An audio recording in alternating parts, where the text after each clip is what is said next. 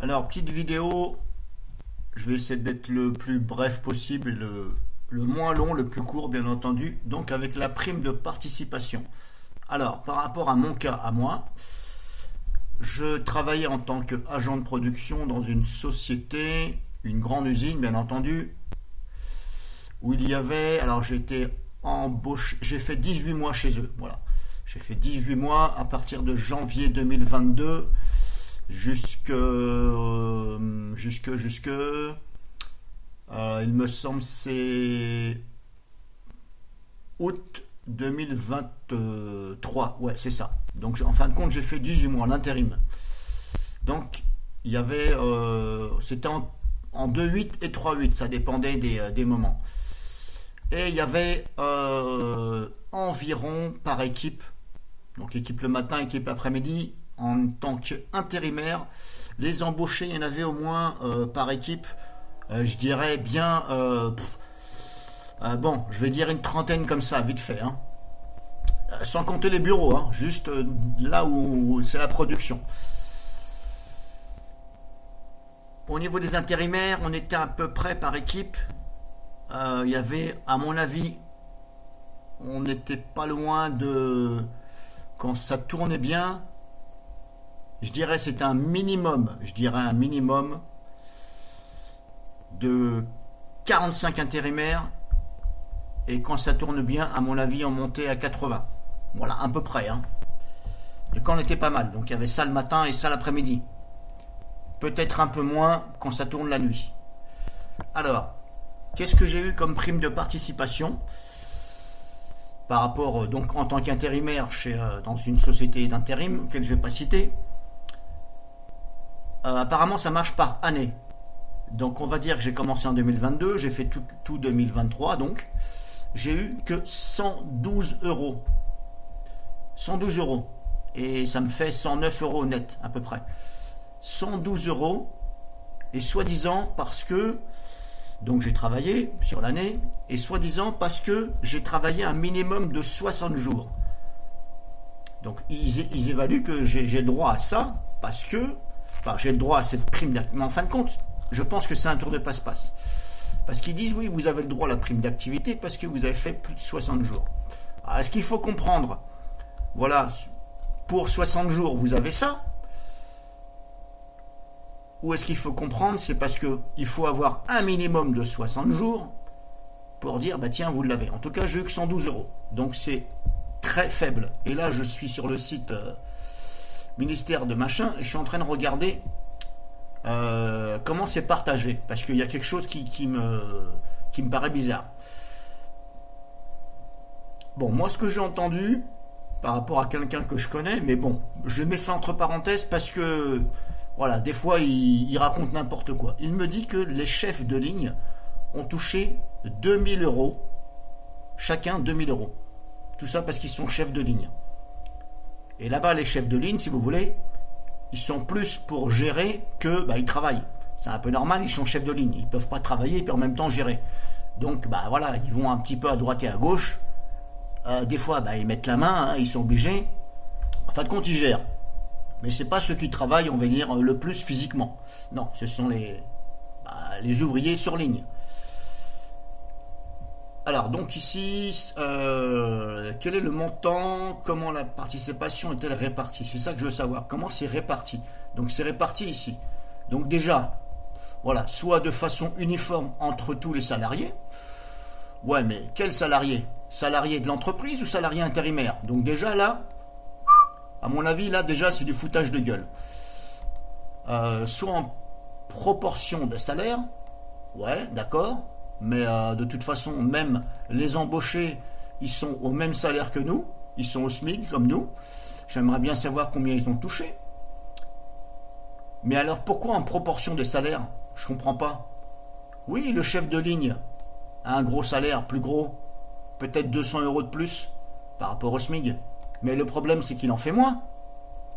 Et alors pourquoi aurait-il plus, soi-disant, parce que son salaire est plus grand, alors qu'il en branle moins?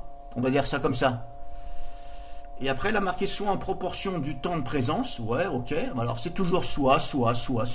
Et là, là c'est carrément soit par la combinaison des 3 critères ci-dessus. D'accord. Donc, messieurs, dames, voyez le schmilblick. Donc, pour moi, tout ça, c'est du foutage de gueule. Voilà. Moi, je vois ça comme ça. Moi, mon ressenti, c'est gros foutage de gueule. Normalement, ça doit être réparti. Voilà. C'est la société qui donne. Elle doit donner à tout le monde la même chose. Sauf s'il y a des personnes qui ont un poste spécifique et qu'ils jugent que ils en font beaucoup plus que les autres. Parce que croyez-moi que moi, dans mon poste où j'étais, croyez-moi que c'était l'un des postes les plus physiques. C'est-à-dire vous alimentez les... vous êtes sur une ligne et vous allez chercher les palettes, vous les défaites, les cartons sont préalablement ouverts, mais ils ne sont pas ouverts, il faut quand même retirer les oreilles au-dessus, les ouvrir quand même, mais il n'y a plus le scotch si vous voulez. Donc il faut gérer tout ça, il faut couper les oreilles des cartons, quand vous l'ouvrez le dessus, il faut répartir ça sur les différents postes de travail, il faut ramasser les cartons pour aller les mettre dans le compacteur. Donc croyez-moi que ce poste-là, vous avez plutôt intérêt d'être vif et physique. Parce que croyez-moi que quand ça tourne bien, j'avais des gouttes de sueur. Hein. Bon, ça c'est normal puisque voilà, on bouge. Et croyez-moi que c'est un poste. Bon, là, et bizarrement, dis donc, alors moi j'ai l'un des postes le plus physique, et donc le chef de ligne aurait touché plus que moi. Donc c'est un peu bizarre le truc là. Alors je vais essayer de regarder, alors il me semble que j'avais déjà demandé à l'intérim, mais je vais lui redemander à l'intérim comment ça se passe. Parce que moi il y a des trucs, je trouve pas normal. Alors après il y a aussi le fait que, comment dirais-je, il y a aussi le fait que il y en a qui vont dire oui mais t'es pas embauché, ni rien. On s'en fout que je sois pas embauché. Que je sois embauché ou pas, on s'en fout, j'ai travaillé, j'ai fait des heures, je suis désolé, je dois avoir la même chose. Et puis il y en a qui vont vous dire oui mais de toute façon les intérimaires vous êtes rien sans la société. Ah bon, moi je dirais plutôt que c'est le patron qui a rien sans nous. Parce que le patron, s'il n'y a pas les ouvriers, le patron il peut se la mettre derrière l'oreille. Donc il faut arrêter de dire oui les sociétés c'est grâce à elles que vous avez du travail. Non, c'est grâce à la société et grâce aux personnes qui travaillent. Parce que l'un a besoin de l'un et l'autre a besoin de l'autre, si vous voulez. Vous voyez ce que je veux dire. Donc pour moi c'est 50-50. Donc par rapport à ça, peut-être que vous en savez un peu plus. Si vous en savez plus, comment ça se passe pour la prime de participation. Si vous voulez me faire part de votre, de ce que vous avez vécu là-dessus, eh bien je veux bien. Dans les commentaires sur la vidéo. Bien entendu, les commentaires sont examinés avant. Voilà, je les examine, je regarde et ensuite je les publie ou pas. Mais généralement, ils vont être publiés. Donc voilà, je vais regarder tout ça, je vais essayer de regarder et j'essaierai de vous tenir au courant pour savoir exactement, mais il y a des choses que franchement ça me paraît... quel est le montant de la prime de participation par exemple?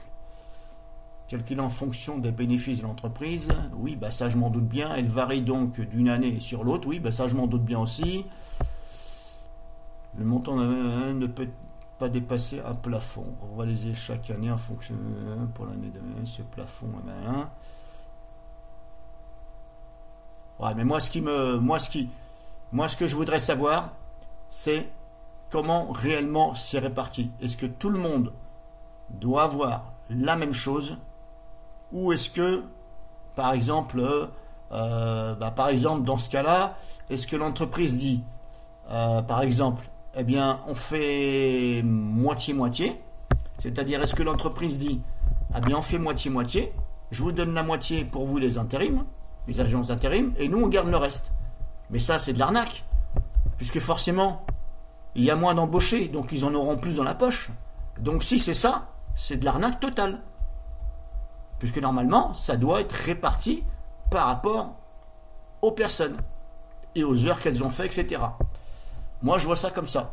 Ça me paraît plus logique. Parce que c'est trop facile de dire, ben moi, voilà, du genre, il y a deux embauchés, il y a 50 intérimaires.